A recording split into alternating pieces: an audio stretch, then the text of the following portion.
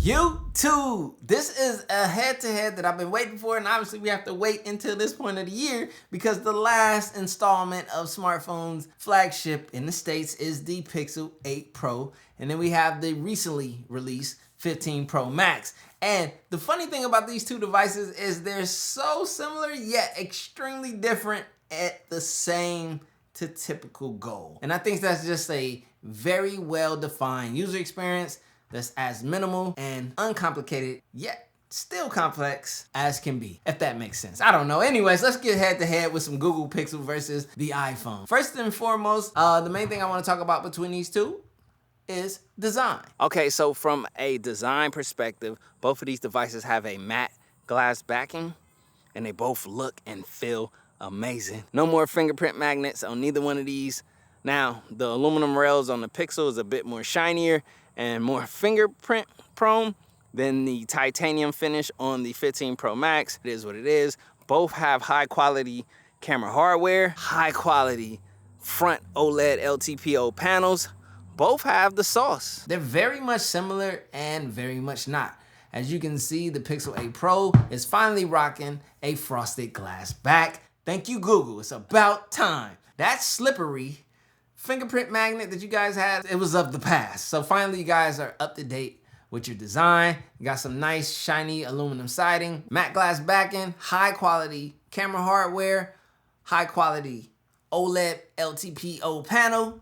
Just a nice, well-designed device. And then we get into the iPhone 15 Pro Max this year, the standard glass matte backing, which they've been doing for a while now. You know, we have this titanium infused aluminum siding. It's mainly, I think, titanium on this outer, and then there's an infusion on the interior with aluminum. But I understand why Apple did that. How do you separate your Pro device from your, fully aluminum devices, which is your non-Pro device? You infuse it with titanium. So that's why they went that route design-wise this year. Very high quality camera hardware and that typical Apple OLED panel, which delivers in color accuracy and just all around quality. So nothing other than what's the norm from Apple design-wise, and same with the Google Pixel from a design perspective. Now let's talk about these OLED panels. Oh boy, what a great year for the Pixel 8 Pro, rocking a 2,400 nit peak brightness. And I mean, the iPhone is not far behind with their 2,000 nit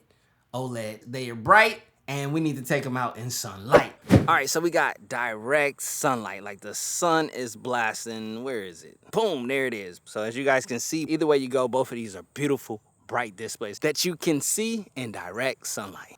So as you guys can see, either way you go, you're gonna be able to see these in direct sunlight, and they're gonna perform extremely well. Now, from a visual perspective, consuming media, let's put that to the test right now. Okay, boom, so let's take a look at some HDR content, the same HDR content side by side. And look, I don't know if the camera's catching this, but my goodness, are these both displaying a great picture. Like, it's almost neck and neck as far as quality. Now, one thing I will say is, for whatever odd reason, the iPhone is showing a slightly brighter, perspective, it seems. But from a color accuracy perspective, it's identical. Like, literally, it's almost as if they're using the same OLED panel, possibly. I mean, they're both 6.7-inch LTPO panels, so they could very well be. But something to note, even if they were the same hardware, the chip and interpretation that the chip brings as far as image processing goes is always different. So for them to be pretty much close to almost identical just goes to show that these both are geared towards that color accurate offering, and they're doing that thing. So major shout out to both of these displays as far as from a media visual perspective.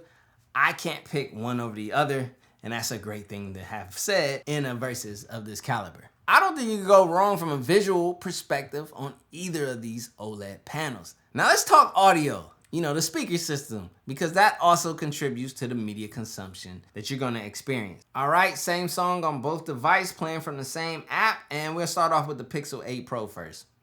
Oh, I forgot, it's on mute. Gotta turn it up. Still from year to year. No watch, no diamonds, no watch, good timing, yeah.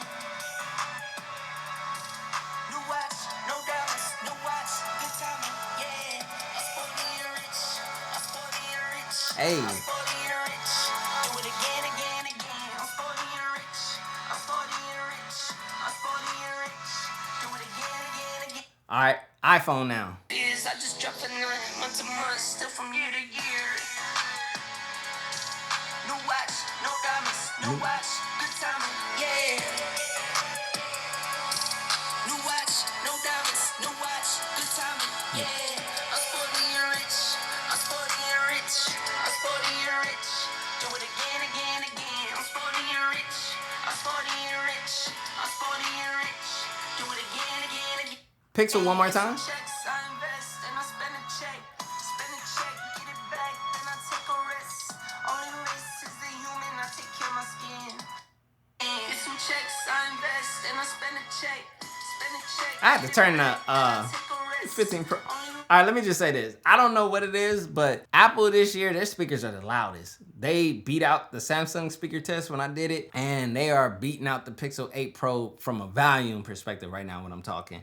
But obviously from sound quality, if I'm being technical and obviously honest, the iPhone 15 Pro Max takes the speaker test by far. Now, the Pixels weren't terrible or just like obliterated, but they didn't have the same volume, nor did they have the same presence in a comparison perspective. But again, I don't think you can go wrong with either one of these as far as consuming media. You're gonna have an ideal user experience in that, right?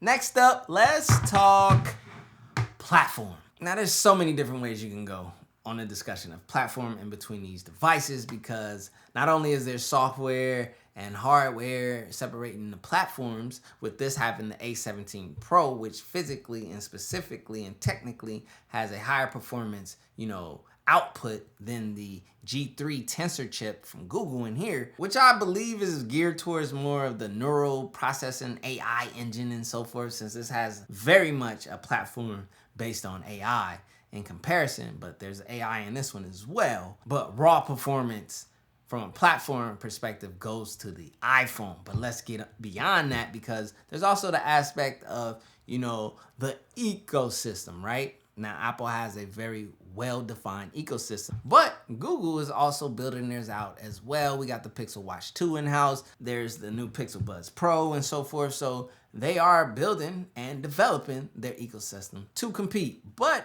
from a platform perspective, what I like about these two is the fact that if there's a hardcore Apple user who likes what Apple has offered in the Apple iPhone world, but they're curious about Android, typically I would tell that person to go towards a Pixel, because the minimalistic, the simplistic user experience is very much similar. It's not the same. They're very different because this is Android, but it's very much similar to what you have come to know on the iPhone. So in that right, in the minimalistic, in the smooth, fluid delivery of these two devices, that's the similarity in platform between these two. But the separation is obvious. iOS, which is a total different take on user experience, versus Pixel Launcher, which is another take on user experience for the smartphone. Raw performance, raw output, and just raw technical specs are going to be in favor of the iPhone from a platform perspective, but from AI and software delivery, Google has some edges. So you have iOS 17 and then you have Android 14. They're both clean, but they're both different. That's the best way to sum it up. So let's get into another topic of discussion really quick before we hop into these cameras, because that's the controversial, that's the real shootout here. Let's talk battery. 5,050 milliamp hour battery in the Pixel 8 Pro versus the 4,441 milliamp hours on the iPhone. So physically, bigger battery, a brighter screen, 4nm technology, a smaller battery, a bright screen, and 3nm technology. But effectively, the Pixel 8 Pro is so new, no one can give a true verdict on battery life, although it has been very promising. I got a late start on the day yesterday, and from a late start into the next evening, I got 53%. Late start yesterday. And the 15 Pro Max's battery has proven no different than the 14 Pro Max, and the 14 Pro Max did just fine for me. And anyone looking for 13 Pro Max battery era, I think that's just over and gone. These devices keep packing in more hardware, more output, brighter panels. You can't really change that unless physically the battery gets bigger or they figure something else out. But nevertheless, I think from a battery performance, it's still too new on the Pixel 8 Pro to give true verdicts. But let's talk cameras. And to do that, we go outside.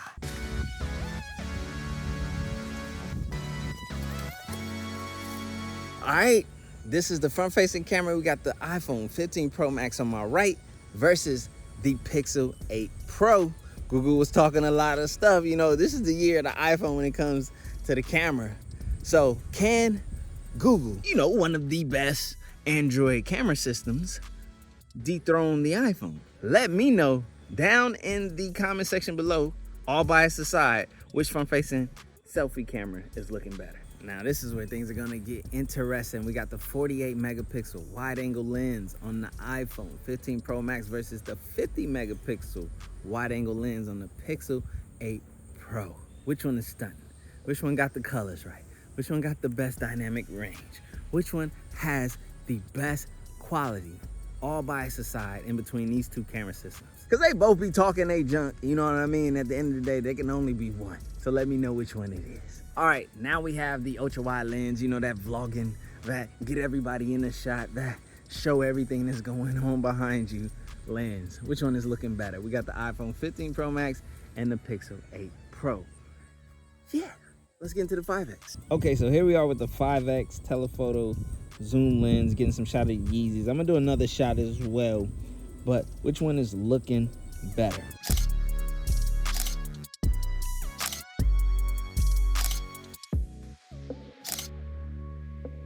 All right, ladies and gentlemen, boys and girls, we have in the left corner the Pixel 8 Pro in that bay blue, and in the right corner we have that titanium 15 Pro Max. But most of all, we have camera hardware. Which one is the winner? Bias aside, wholeheartedly look at this footage and let me know who's really packing the punch, because Google had a lot to say in comparison and claims to be made that they could compete with this. And let's be honest, so far in 2023, from my perspective in the smartphone camera arena, the iPhone has brought the best offering to date. And I have not yet seen the Pixel 8 Pro, which is why I need your help down in the comment section below right now, right there. Tell me which one you thought was better. Bias aside, keep it a buck, because Pixel was talking big stuff. Now, typically, and you know, consistently, Pixel 8 Pros, or Pixels in general, have offered great photo interpretation. Always, pictures on Pixels look pleasing. You can go straight with their JPEG. You don't have to do the RAW, but we got RAW, and you can do your interpretation. But what's great about the 15 Pro Max is now we have RAW for video, which is log. Get all that AI over sharpening and nonsense out the way. Let me step in, because I know how to do this, which most, or typically the ideal pro, iPhone user is targeted with this camera. Might know a little thing or two about log, but again, it's like having a raw photo, but for video, and I'm able to do my interpretation and get the best out of that footage. And that offering right there is giving a competitive, very competitive edge over the competition, as no one else in the space offers a log profile natively, which is why I challenged Samsung, and now I'm gonna challenge Google. Bring log to the Pixel 8 Pro.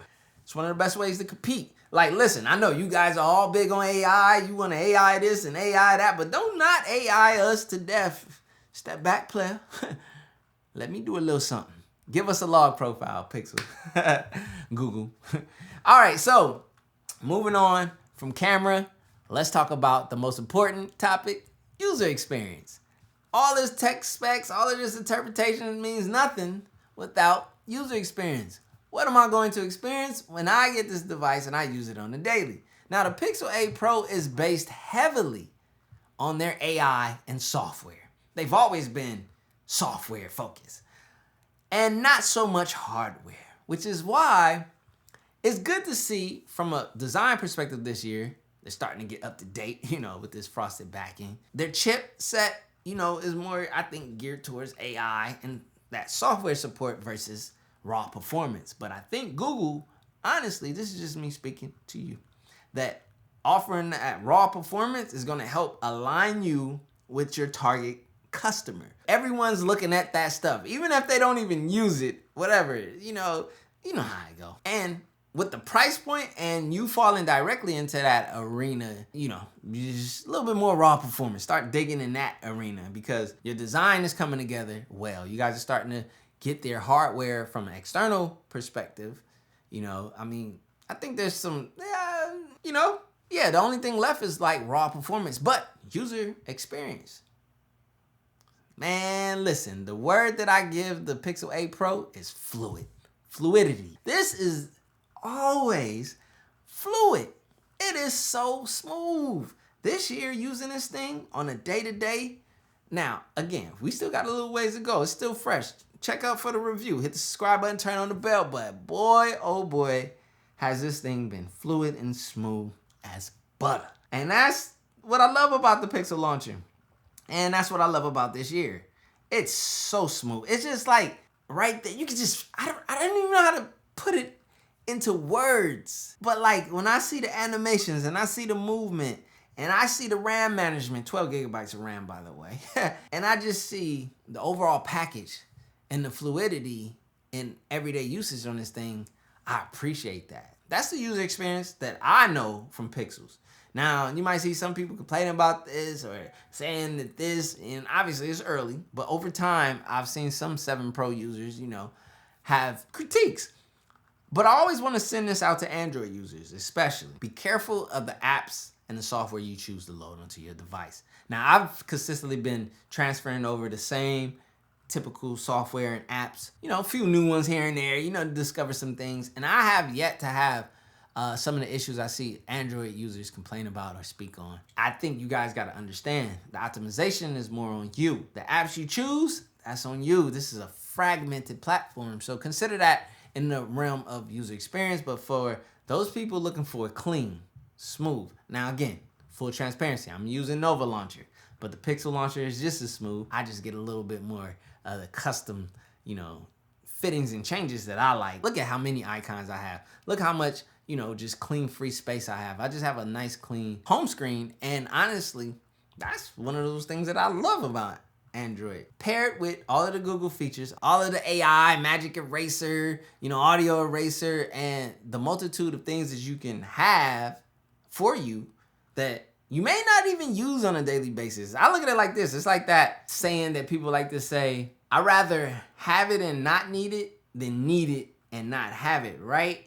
Which is a fair argument, but I also have to raise the eyebrow to a lot of those AI features that are packed in here. They're dope, they're sweet from a tech perspective, but from an everyday user perspective, how many people are using the Magic Eraser on their photos or, the best shot and so forth? Those are the situations where you may need them and you're glad to have them. So yeah, there's always it's cool to have it when you need it, but will I use it all the time? That's where you gotta kind of like weigh as far as the user experience here. But there's a lot of dope AI features. The call screening is phenomenal.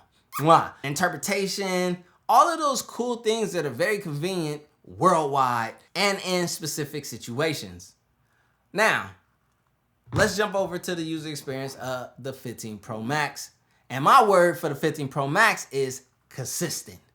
Consistent design and quality, consistent camera housing, hardware and image processing wise, consistent OLED panel and color accuracy, which we have a fire color accuracy on the Pixel 8 Pro. Just gotta, put that out there. Consistent iOS, shall we say. It's been consistent. Now, some people have their things where they like to say, well, Apple hasn't changed. But there's also the saying, if it ain't broke, don't fix it. And I think you see a lot of that with the iPhone because it consistently continues to sell. It consistently continues to hit its customer base and expand. So those arguments are kind of like old. Now, another thing from a user experience perspective with the 15 Pro Max is raw performance, raw output year after year. Again, consistent. And when we get into the camera offerings this year, man, oh man. And the Pro device, which is their flagship right here, is geared towards the people who like to use smartphone cameras. Not only is it giving you the iPhone experience, the iOS and all that good stuff, the raw performance and so forth, the consistency, but they always take this to the next level. Now, for years, this was regarded as the best, but boy, oh boy, have times changed. In this realm, right now, this is looking like the best. I haven't reviewed the footage, but I'm saying. Now, user experience is the collective, right? The collective of all of those tech specs, all of the software, the raw performance, and you come to a conclusion to realize that these two offer something very similar yet extremely different. Meaning, this is very much a minimal, clean software experience that's just like a clean, minimal software experience that's on the iPhone, but it's geared and aimed at AI and software dominant. Now this not only gives you design, hardware, raw performance, but it gives you a little bit of that AI and processing as well, but it's not just focused there. It's more focused on the consistent collective versus this being focused on the fluidity of software. So essentially, obviously, from a raw performance and from a collective, there's one over the other, but it's still so subjective and so objective that even if you have your personal preference between the two, we all know which one is the one. But is it? I don't know. You technology snobs, I done just about had it with all of y'all. Listen, duck. No watch, no diamonds, no watch, good timing, yeah. New watch, no diamonds, new watch, good timing, yeah. Need no middleman, I'm the man to man, send it in. I like what I like, me, I know my rights is sipping in. I like having fun, I do what I want, it's what it is. For my son and son, for my daughters, yeah, it's for my twin. I work through the night.